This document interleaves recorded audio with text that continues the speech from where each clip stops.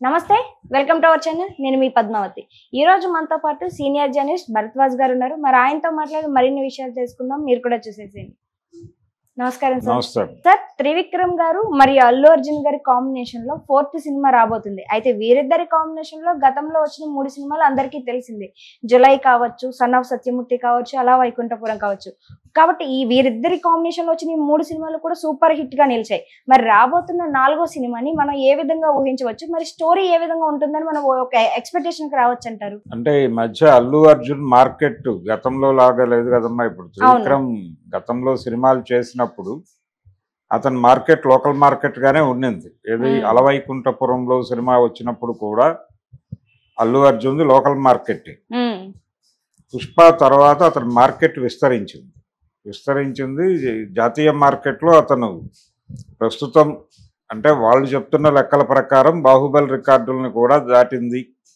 అనేది చెప్తున్నారు కాబట్టి ఇప్పుడు అల్లు అర్జున్తో సినిమా తీసేవాళ్ళు లోకల్ మార్కెట్ కోసమే సినిమా తీయాలని అనుకోరు కాబట్టి ఇప్పుడు త్రివిక్రమ్ శ్రీనివాస్ అల్లు అర్జున్తో సినిమా తీస్తే గతంలో తీసినటువంటి సబ్జెక్టులతో సినిమా తీయటం కుదరదు అందుకని ఆయన ఇప్పుడు పౌరాణిక నేపథ్యాన్ని ఎంచుకుంటున్నట్టుగా కనిపిస్తోంది అంటే ఒక రకంగా కార్తికేయుడి కథ అంటే కుమారస్వామి కథతో ఒక సినిమా ఆలోచిస్తున్నాడు ఆయన అని వినిపిస్తోంది అంటే దేవతల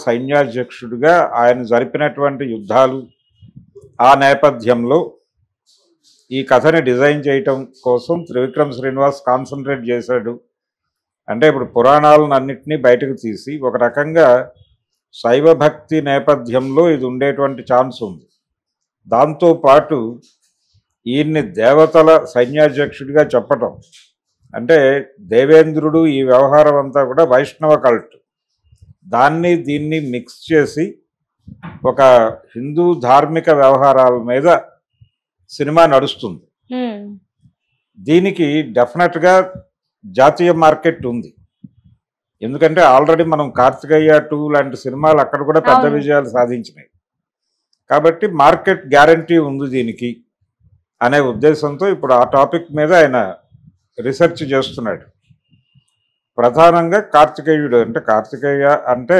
కుమారస్వామి జీవితం నేపథ్యంలో అల్లు అర్జున్ని కుమారస్వామిగా చూడబోతున్నాం మనం అంటే ఇప్పుడు హీరోల్లో చాలామందికి పౌరాణికాలకు సంబంధించినటువంటి అవకాశాలు లేకపోయినాయి ఈవెన్ చిరంజీవి గారికి కూడా అదే ప్రాబ్లం ఆయన కూడా చాలా సందర్భాల్లో చెప్పుకున్నాడు నేను ఎన్టీఆర్ లాగా పౌరాణికాలు అంటే ఆయన అన్ని జానర్స్లోనూ చేశాడు అలా చేసే అవకాశం నాకు రాలేదు ఎప్పటికప్పుడు ఆ రోజున మార్కెట్కి ఏది కావాలో అది చేసుకుంటూ వెళ్ళిపోయాను తప్ప రామారావు గారి లాగా ఆయనకి చెప్పుకోవడానికి సీతారాం కళ్యాణం లేకపోతే దానవేరు సూరకర్ణ ఇలాంటి సినిమాలు ఉన్నాయి కొన్ని అలాంటివి నా జీవితంలో లేకపోవడం అనేది నేను బాధపడుతున్నానని చాలా సందర్భాల్లో అన్నాడు ఆయన త్రివిక్రమ్ శ్రీనివాస్తోనే అన్నాడు ఆయన ఒక ఇంటర్వ్యూలో ఏది సైరా సినిమా టైంలో త్రివిక్రమ్ చిరంజీవిని ఇంటర్వ్యూ చేసినప్పుడు అందులో ఆయన అన్నాడు కాస్ట్యూమ్ డ్రామా అనేది నేను చేయలేకపోయాను ఆ అవకాశం నాకు రాలేదు అని కానీ ఆయనకు ఒకసారి వచ్చింది అవకాశం కానీ అది వర్కౌట్ అవ్వలేదు ఆయనతో వీరార్జున అనే పేరుతో ఒక పౌరాణిక సినిమా చేద్దామని సుబ్బరామిరెడ్డి గారు అనుకున్నాడు సుబ్బరామిరెడ్డి గారు ఓపెన్గా మీడియా ముందు అన్నాడు ఆ మాట అది పేపర్లో వచ్చింది అయితే స్ట్రైట్ రౌడీలో ఆయనతో అర్జునుడి గెటప్ వేయించారు అది బాగుంది అనే అభిప్రాయం కూడా చాలామంది వ్యక్తం చేశారు దాంతో వీరార్జున అనే టైటిల్ అనౌన్స్ చేశాడు ఆయన కానీ ఆ ప్రాజెక్ట్ ముందుకు ఆగిపోయింది రకరకాల కారణాల చేత అలా ఆయన పౌరాణికాలు చేయలేదు అనే ఒక బాధ పెయిన్ ఉంది ఆయన కాబట్టి ఇప్పుడు ఈ జనరేషన్లో అల్లు అర్జున్కి ఒక పౌరాణికం చేసే ఛాన్స్ దొరికేలాగా కనిపిస్తోంది అంటే Trivikram Srinivas in detail work చేసి దాన్ని ప్రాపర్గా తీయగలిగితే ఒక మంచి పౌరాణిక సినిమాగానే చేయగలడు అతను ఎందుకంటే తనకు కొంత ఆ ఏరియాలో చదివేటువంటి లక్షణం ఉంది పరిశోధన చేసేటువంటి లక్షణం ఉంది కాబట్టి ఒక బెటర్ సినిమా ఆర్గనైజ్ చేయగలడు అనే నమ్మకం అయితే జనాలకు ఉంది. ఆ నమ్మకాన్ని నిలబెట్టుకునేలాగా సినిమా ఉంటుందని అనుకుందాం. అల్లు అర్జున్కి ఒకవేళ అదే అయితే అదృష్టమే. అంటే ఈ జనరేషన్లో అలాంటి అవకాశం దొరికినటువంటి హీరో ప్రభాస్ ఒకడు కనిపిస్తున్నాడు.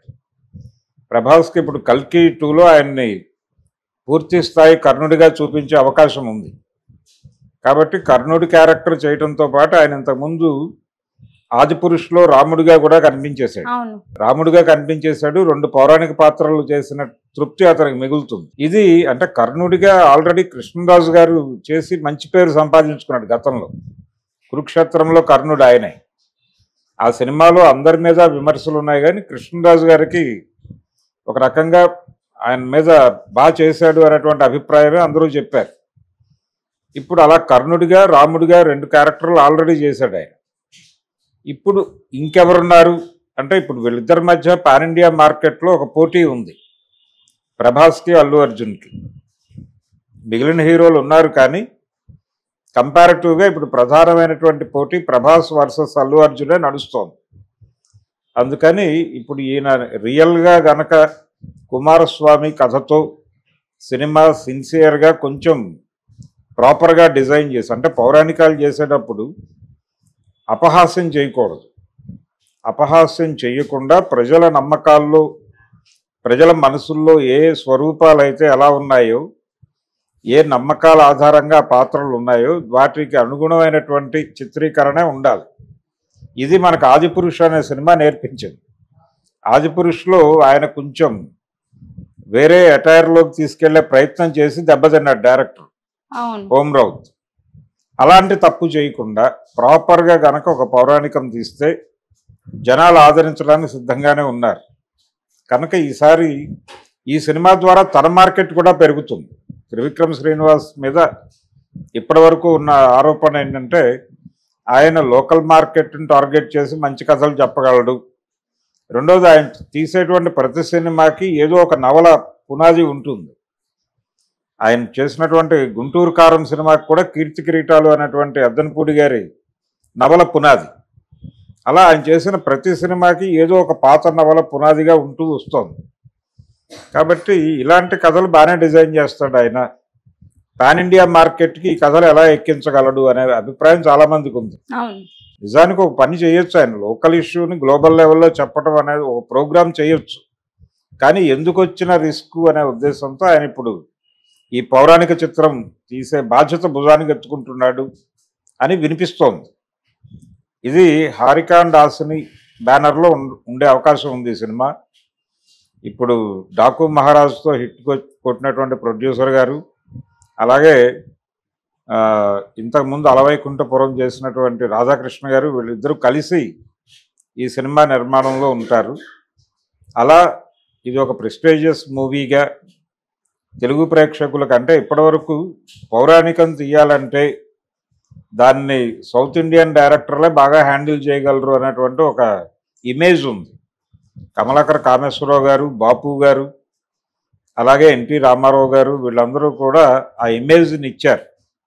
ఇప్పుడు ఆ ఇమేజ్ని నిలబెట్టుకునే లెవెల్లో త్రివిక్రమ్ గారు ఈ పౌరాణికం చేయగలరా, లేదు ఆయన ఇదే కథను తీసుకుని దాన్ని సోషలైజ్ చేసి ఏమైనా డ్రామా చేస్తాడా అనేది చూడాలంటే చాలా సినిమాలకి పురాణాల ఆలంబన ఉంటుంది.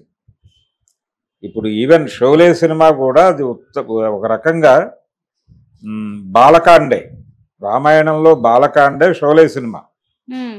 ఎలా అంటే విశ్వామిత్రుడు వచ్చి దశరథుడిని అడుగుతాడు, అయ్యా మీ 2 పిల్లల్ని పంపిస్తే అక్కడ మేము యాగం చేసుకుంటుంటే, మేము ఏదో యజ్ఞం చేసుకుంటుంటే అక్కడికి వచ్చి గొడవ చేస్తున్నారు వాళ్ళు, కాబట్టి వాళ్ళ నుంచి మమ్మల్ని కాపాడటానికి నువ్వు మీ 2 కొడుకుల్ని పంపిస్తాయి, వాళ్ళని వాడుకుని మేము అక్కడ యాగాలు అవి చేసుకోగలుగుతాం అని అడుగుతాడు. అడిగినప్పుడు రామలక్ష్మణుల్ని పంపిస్తాడు. ఈయన ముందు పంపించడం అంటాడు, ఫైనల్గా పంపిస్తాడు. వశిష్ఠుడు చెప్పి పంపిస్తాడు, పంపించేం పర్లేదు ఇది మంచిగా జరుగుతుంది అని చెప్తే పంపిస్తాడు. ఈ వెళ్ళిన వాళ్ళకి రకరకాల అస్త్రాలు శస్త్రాలు అవన్నీ కూడా నేర్పి వాళ్ళని తీసుకెళ్ళి అక్కడ యాగరక్షణ కోసం వినియోగించుకుంటాడు విశ్వామిత్రుడు. అదే లైన్ యాజ్ ఇట్ ఈజ్గా షోలే సినిమా. అంటే రాంపూర్ అనేటువంటి విలేజ్ మీద తరచూ దోపిడీ దొంగలు బందిపోట్లు పడి దాడులు చేస్తూ ఉంటారు. ప్రజలు బతకలేని పరిస్థితి వస్తుంది. అప్పుడు సంజీవ్ కుమార్ అనేటువంటి ఒక మాజీ జైలరు, మాజీ పోలీస్ ఆఫీసరు వెళ్ళి ప్రభుత్వాన్ని అడుగుతాడు, నాకు ఇద్దరు కావాలి, ఒక ఇద్దరిని గనక మీరు ఇస్తే నేను వాళ్ళిద్దరితో అక్కడ శత్రు సంహారం చేస్తాను అని. ఎవరు వాళ్ళు అంటే వాళ్ళ జైల్లో ఉన్నారు, వాళ్ళిద్దరిని నేనే పట్టుకున్నాను, వాళ్ళిద్దరితో నాకు ఈ పని చేయగలను అనే కాన్ఫిడెన్స్ ఉంది, కాబట్టి వాళ్ళిద్దరిని నాకు ఇవ్వండి అని అడుగుతాడు. ప్రభుత్వం యాక్సెప్ట్ చేస్తుంది, వాళ్ళిద్దరిని తీసుకొస్తాడు.